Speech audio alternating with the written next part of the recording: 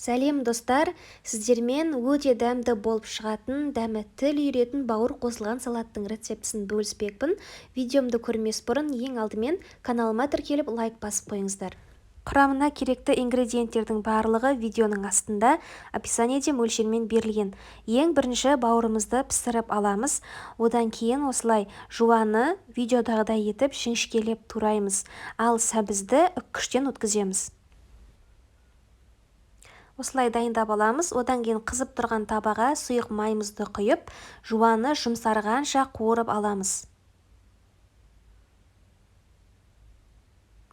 4-5 минуттай осылай жұмсарғаннан кейін барып, келесі сәбізімізді салып тағы да сәбізіміз жұмсарғанға дейін қуырамыз.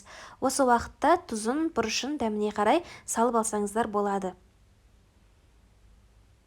Одан кейін піскен бауырымызды осылай үккіштің үлкен көзінен өткіземіз.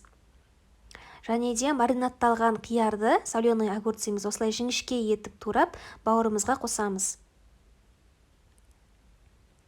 Оның үстіне қуырылған сәбізіміз бен жуамызды салып, жақсылап салатымызды араластырамыз.